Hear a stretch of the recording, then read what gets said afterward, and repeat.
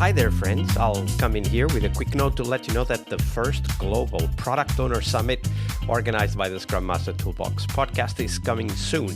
To know more, check out the bit.ly/Product Owner 2023. That's bit.ly/Product Owner 2023. That's all one word, all lowercase. And stick around to the end of the episode to know more. But for now, on to the show. Hello, everybody. Welcome to our Scrum Master Toolbox podcast. And this week we have joining us from near the city of Munich, Daniel Westermayr. Hey, Daniel, welcome to the show. Hey, thank you, Vasco. It's so great being here. It's an honor being here. Thank you for having me. And we are so happy to have you here. And of course, to dive into the stories you have to share with us. So Daniel is a Kanban trainer with a knack for all things lean and theory of constraints. He wants to help teams achieve and measure their continuous improvement. So Daniel, that was a short intro. Tell us a little bit more about yourself and how did you end up becoming a Scrum Master? Oh, that's a fun story, I guess. So, actually, I'm a little bit older. I'm beyond my 50s, actually. And I was obviously socialized in traditional project management. So I've had my fair share of Gantt charts and planning for projects. And somehow that always felt weird, but I couldn't really pinpoint on what felt weird. My company at that point in 2015 decided to go agile. So I had no clue what that meant, but I got a shot at being a product owner at that point. And I had the luck of being trained by a very experienced Scrum Master. Coincidentally, I'm working now together with him. And at that point, in that 1.5 years that we spent together, I thought, wow, that looks like an interesting career perspective, interesting job, like helping people, seeing things from a different angle. Afterwards, since the company decided to go not that agile as I would have liked, so I decided to quit the job. I founded a company then, decided to go self-employed and follow the Scrum Master path. And here I am. Absolutely. And I'm sure there's a lot of stories to dive into. And we'll start right away because today's Monday here on the podcast. So we explore, of course, the failure story. So Daniel, tell us a story of a moment where you as a Scrum Master, you did your best, but at that time, as so often happens to us, the best just wasn't good enough. So walk us through the story. We'll dive into the takeaways and the conclusions later, but walk us through the story first. So the fun story is, I believe then, and I still believe that a Scrum Master is a vital role for any company, right? And as I just said, that I'm striving to support companies in achieving their product goals. And when I decided to go self-employed, I was reeling in my first project gig at a smaller marketing company. And actually, I was silently assuming at that point that for the marketing company, it was also all about delivering a great product and everything that comes along with it, like good prioritization and speedy, high quality development. So the first thing, or one of the first things that I was doing there when I was there, is like cleaning the backlog, right? At that time, they had a huge backlog, like some 450 plus entries and parts. Oh my God. They were literally years old, right? So they had all kinds of bugs coming in from their clients. But as I said, they were like years old. And the first thing I did was looking at the backlog, like, okay, nobody can cope with that backlog. Let me just declutter it a little bit, right?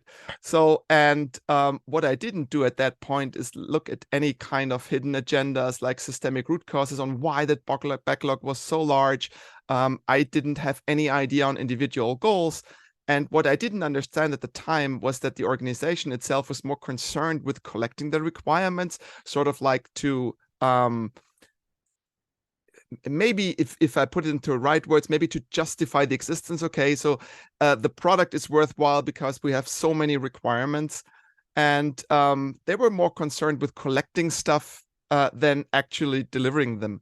It was easier for them, yes, we will be to say or to report to management, yes, we will be working on it, just put it in the backlog, than actively prioritizing or saying no to things.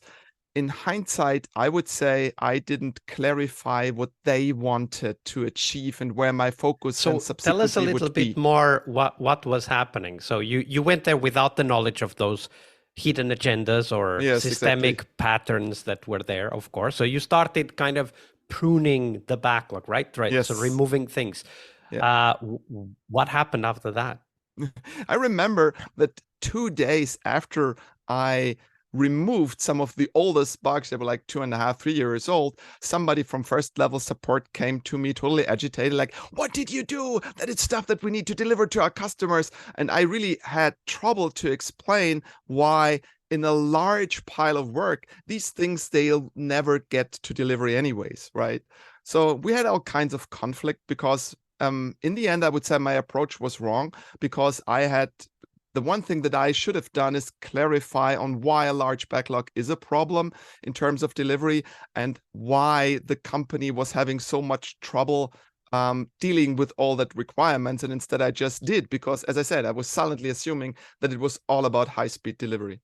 Yeah, and one of the things that we need to do as Scrum Masters is exactly challenge our own assumptions, right? When we're there to help Exactly. someone, right? So if we're there to help a team, we need to figure out why are they doing what they are doing before we even Yeah, suggest a change, because exactly. it's a little bit like I think it's called Jenga, right? Like that tower construction that you take one piece at a time, and then the last one obviously then crumbles the tower, and it might be that you could have even gone for months removing stuff and not getting any feedback, and then suddenly you remove one and the whole tower crumbles and people come shouting into your office and say, Daniel, what did you do? That is so Yes. important for us.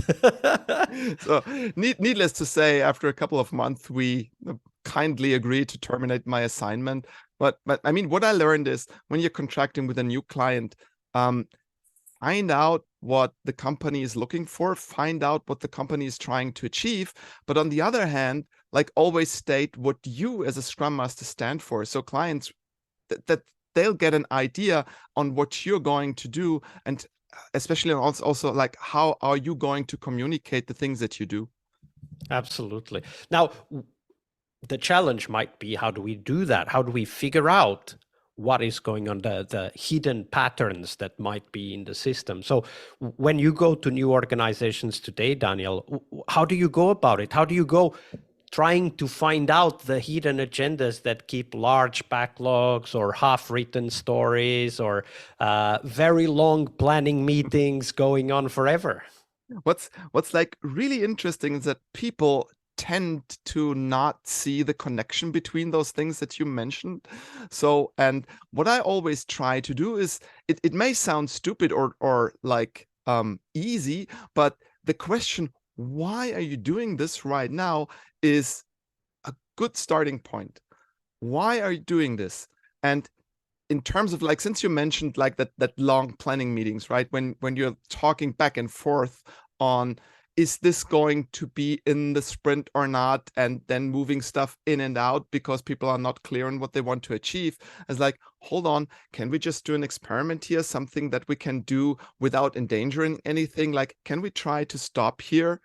And what I'm always trying to do is giving people the safety, like sort of a safety net, meaning like, okay, this is an experiment, and if things don't work, we can always revert back to the old normal, right? So in my experience, this will get people as much confidence to move a little bit ahead because they have always the feeling, okay, here is a safety net and I can get back to what I'm used to do.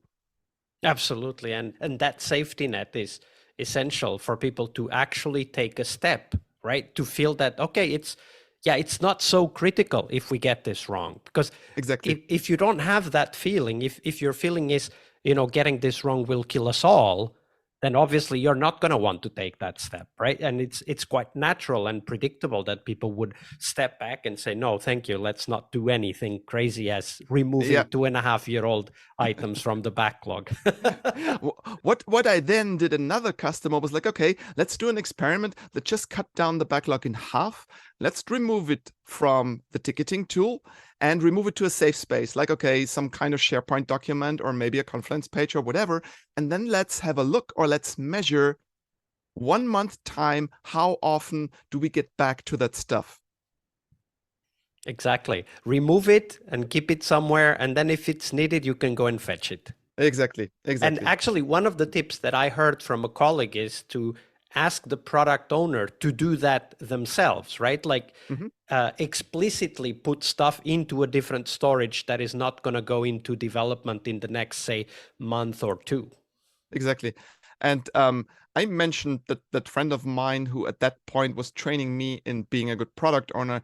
We referred to that part, to that safe space, as like, these are the brilliant ideas, right? So, and that also, that framing helped a lot, because it signaled, okay, this is not something to throw away necessarily. But on the other hand, if you can then measure, okay, I only refer to this, I don't know, once a month. Is there really that much valuable stuff in there, or can we just focus on the stuff that's in hindsight, or that's near to us? Yeah, Makes sense. absolutely. Absolutely. And those are incredibly important tips also to share with our colleagues and our product owners to help them take that leap and reduce the clutter, declutter their product backlog. Yes, I actually wrote an article once on, I think I got 5 or 6 methods to declutter a backlog. Absolutely. And if you send me the link, we'll put that in the show notes so that our readers, our listeners can go and read that article. Thank you for sharing that, Daniel. Hi there, Agile friends. Thank you for sticking around. This year's first global summit dedicated to the product owner role in Scrum will have some amazing keynotes and 2 tracks filled with first-hand stories and experiences for product owners to learn more about that critical Scrum role. We'll have Roman Pichler, author and product expert, who'll be answering your questions and sharing the most important aspects of the product owner role. We'll also have Colleen Johnson talking about why roadmaps are probably making your life much harder than it needs to be, and what to do instead. This talk was quite a success in Agile Online Summit 2022, and Colleen has learned some new tricks, tools, techniques that she will share with us when it comes to roadmaps for the product owner role.